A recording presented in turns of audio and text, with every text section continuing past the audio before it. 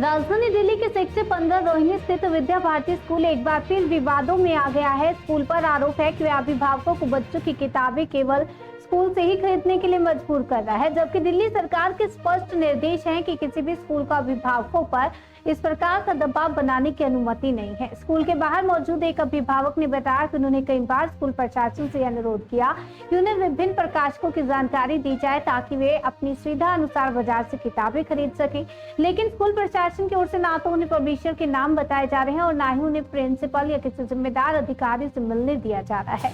आरोप ये है कि स्कूल के गेट पर ताला लगा दिया गया है, जिससे कोई भी अभिभावक या मीडिया अंदर जाकर प्रशासन से सवाल न कर सके।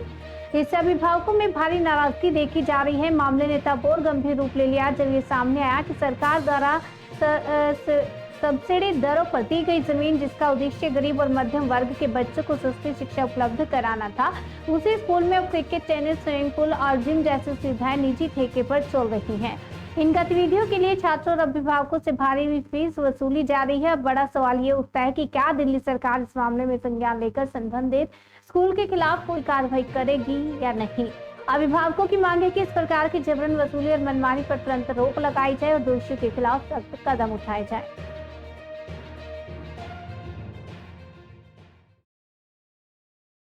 बहुत बहुत स्वागत है आपका जलसेतु राष्ट्रीय न्यूज नेटवर्क पर। मैं हूं हरिंदर कौशल। अभी आप मौजूद है सेक्टर 15 में विद्या भारती स्कूल के बाहर। जैसे कि सरकार की गाइडलाइंस है कि किसी को भी स्कूल से अगर वो किताबें अगर कोई पेरेंट्स नहीं लेना चाहता तो उसको स्कूल जो है मजबूर नहीं कर सकता, और अगर जो पेरेंट्स है अगर वो कहीं और से किताबें लेना चाहते हैं तो वो वहां से ले सकते हैं। और स्कूल को जो है स्कूल के बाहर जो है 5 पब्लिशर्स की कम से कम जो लिस्ट लगानी होगी कि कौन कौन वो उसको बुक को पब्लिश करता है और जिससे पेरेंट्स है उससे किताबें ले सकते हैं। अभी हम यहाँ देख रहे हैं कि एक पेरेंट्स है जो कि यहाँ पर धरने में बैठे हुए हैं, जिनका कहना है कि उन्होंने स्कूल प्रशासन से जब कहा कि वो यहाँ से किताबें नहीं लेना चाहते, उनको किताबें कहीं और से लेने की परमिशन दी जाए, क्योंकि जो स्कूल है वो मनचाहे रेट के ऊपर किताबें देता है। तो इनको जो है कोई सेटिस्फैक्टरी इनको जवाब नहीं मिला। हम जानते हैं इनसे कि क्या इनको स्कूल प्रशासन ने कहा। नमस्कार सर। नमस्कार जी। सर आपका शुभ नाम? चिंतामणि शुक्ला। चिंतामणि जी, क्या आपका जो क्या मैटर है, क्यों आप यहाँ पर धरने पर? मैं धरने पे नहीं हूँ, मैं तो सिर्फ वेट कर रहा हूँ। मैं 4-5 बार इन लोगों के पास आया, अप्रैल मार्च में भी। हर बार का ये इशू होता है कि पब्लिकेशन के नाम चेंज हो जाते हैं, किताबों के नाम चेंज हो जाते हैं, जबकि एनसीईआरटी ये कहता है कि ऐसा कुछ करने की आवश्यकता नहीं है। मार्च 2025 में डायरेक्टर ऑफ एजुकेशन मिनिस्ट्री के गाइडलाइंस आती है, ऑर्डर आता है कि किसी भी पेरेंट्स को आप फोर्सफुली किताब के लिए नहीं कर सकते। दूसरी चीज, जो लोकल मार्केट में 5 वेंडरों के नाम, एड्रेस और मोबाइल नंबर दोगे जहां से वो किताबें ले सके। मैंने उनसे ये भी रिक्वेस्ट की कि मुझे वो लिस्ट दे दो, लिस्ट तक देने के लिए तैयार नहीं है।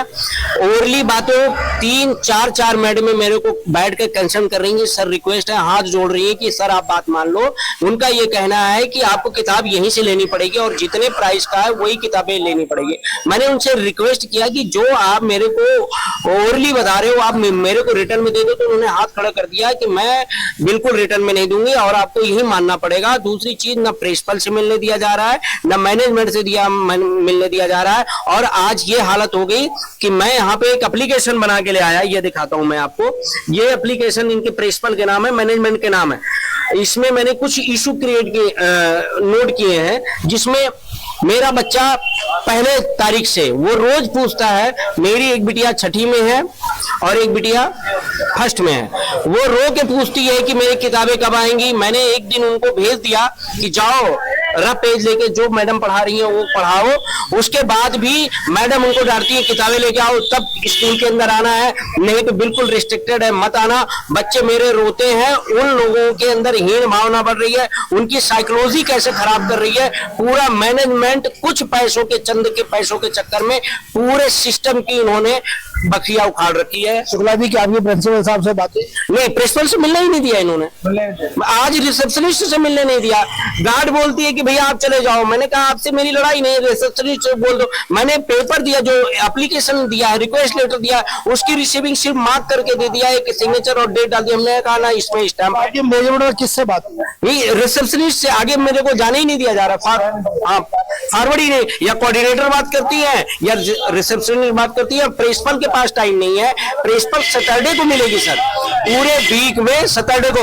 और एक इत्तेफाक की बात है, मेरे पास वीडियो पूरे आधे घंटे का, जब मैं खड़ा हूँ एडमिशन का नाम ले रहे हो, तो एडमिशन के लिए आपको अंदर जाने दिया जा रहा है, क्योंकि एडमिशन में डोनेशन मिलेगा आपको, और वो भी कैश में देना है, इसलिए आपको एंट्री हो रही है। बाकी किताबों के लिए भी बंदा जा रहा है वो बात करके, जो कैश में दे रहा है, क्योंकि मैं प्रश्न कर रहा हूँ, इसलिए मैं गेट के बाहर हूँ।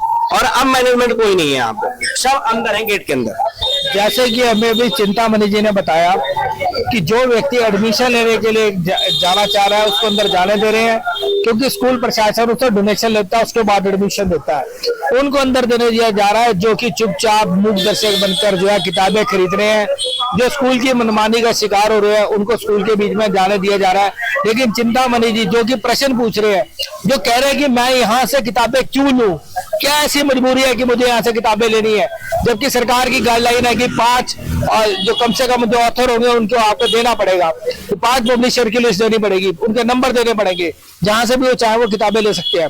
तो क्यों स्कूल प्रशासन इनके ऊपर जबरदस्ती कर रहा है, क्यों इनको मजबूर कर रहा है कि यहीं से किताबें ले? प्रश्न तो उठता है, जांच का विषय बनता है। स्कूल है, स्कूल जो है इसकी जो जमीन दी जाती है सब्सिडाइज रेट पे दी जाती है, ताकि यहाँ पे गरीबों के बच्चे भी पढ़ सके। स्कूल के बीच में जो प्ले ग्राउंड होता है वो सिर्फ स्कूल के बच्चों के लिए होता है, ताकि स्कूल के बच्चे जो है यहाँ पर खेल सके, शाम को आए, तरह तरह के आप गेम्स होते हो कर सके। लेकिन स्कूल के बीच में क्या है कि इसमें जिम बनाया गया है, यहाँ पर जो टेनिस की अकेडमी है, क्रिकेट की अकेडमी है, सब जो बाहर के लोगों को कॉन्ट्रैक्ट पे दी गई है, वो मनमानी फीस वसूल कर जो है यहाँ पर बच्चों को खेलने के लिए इजाजत देते हैं। यहाँ पर अंदर स्विमिंग पूल है, उसकी मेंबरशिप दी जाती है, बाहर के लोग भी आते हैं और वो स्विमिंग करते हैं इसके बीच में। जबकि ये स्कूल है, ये स्कूल जो है कोई यहाँ पर जो ये कोई बिजनेस सेंटर नहीं है, जहाँ पर कि सबको यहाँ पर अलग अलग यहाँ पर सुविधाएं दी जा रही है और उनसे अलग अलग तरीके की फीस वसूली जा रही है। यहाँ के जो स्थानीय लोग हैं उनका कहना है कि जब सुबेरे का समय होता है तो ये जो आप देख रहे हैं, हमारा कैमरामैन दिखा रहा है कि अभी आप देख लीजिए, अभी जबकि ये स्कूल अभी बंद है, इसके बीच कुछ नहीं है, लेकिन इस स्कूल के कारण यहाँ पर कितनी गाड़ियां खड़ी हैं। ये जो रोड है इसके ऊपर जो सुबह जाम लग जाता है, यहाँ से निकलना मुश्किल हो जाता है। और जो स्थानीय लोगों उनका कहना है कि जब वो पेरेंट्स को कहते हैं कि भाई अपनी गाड़ियां हटा लो यहाँ से, हमारा घर है, हम यहाँ पर रहते हैं, हमारे को निकलने का रास्ता बंद हो जाता है, सामने भीड़ हो जाती है, तो ये झगड़ा करते हैं, कहते हैं आपका घर वहां तक है, ये आपकी सड़क नहीं है। जबकि अगर ये स्कूल की गाड़ी यहाँ पर खड़ी होती है तो सड़क तो स्कूल की भी नहीं है। क्यों इस प्रकार की यहाँ पर ये गुंडागर्दी की जा रही है स्कूल के द्वारा? क्यों जो है इसको एक बिजनेस सेंटर बना के रख दिया गया, स्कूल नहीं रह गया। स्कूल को कहा जाता है कि वो शिक्षा का मंदिर होता है, लेकिन ये मंदिर ना होकर एक व्यापार का केंद्र बन गया। आपको दिखाया कि चिंतामणि शुक्ला जी जो कि यहाँ पर बाहर बैठे हैं, जिनका कहना है कि जो यहाँ पर किताबें हैं वो जबरदस्ती दी जा रही है, जबकि सरकार की गाइडलाइंस है कोई भी स्कूल किसी भी पेरेंट्स के साथ जबरदस्ती नहीं कर सकता किताबें लेने के लिए, लेकिन इनके साथ फिर भी जबरदस्ती की जा रही है। ये यहाँ पर इसलिए बैठे हैं, इसलिए इनको अंदर जाने नहीं दिया जा रहा, क्योंकि ये प्रश्न कर रहे हैं, सवाल उठा रहे हैं, अपने हक की बात कर रहे हैं, इसलिए इनको अंदर जाने नहीं दिया जा रहा। इनको कहा जा रहा है कि आप किताबें लोगे, नहीं तो हम आपके बच्चों को भी यहाँ से रस्टिकेट कर देंगे। इनका कहना है कि मेरे बच्चों के पास किताबें नहीं है, मेरे बच्चे स्कूल के अंदर जा रहे हैं तो उनके बीच में हीन भावना आ रही है, टीचर उन्हें परेशान कर रही है, उन्हें कह रही है कि भाई यहीं से किताबें ले। अगर ये यहाँ से किताबें नहीं लेना चाहते तो इनको क्यों जबरदस्ती की जा रही है, क्यों इनको फोर्स किया जा रहा है कि ये किताबें यहीं से ले? ये स्कूल की मनमानी कब तक चलती रहेगी? डोनेशन के नाम पे, बिना डोनेशन के ये लोग स्कूल में एडमिशन नहीं देते। हर साल जो है पेरेंट्स का कहना है कि ये ड्रेस बदल देते हैं, हर साल जो है एडमिशन चार्जेस लिए जाते हैं, बिल्डिंग फंड लिया जाता है, तरह तरह के जो फंड्स हैं वो बच्चों से लिए जाते हैं हर साल जब नई एडमिशन होती है। अगर कोई उसका मामला उठाता है तो वो चिंतामणि जी की तरह बाहर बैठता है, उनको अंदर जाने की परमिशन नहीं दी जाती, उनके बच्चों को तरह तरह की यातनाएं दी जाती हैं। कब तक ये स्कूल वालों की गुंडागर्दी चलती रहेगी?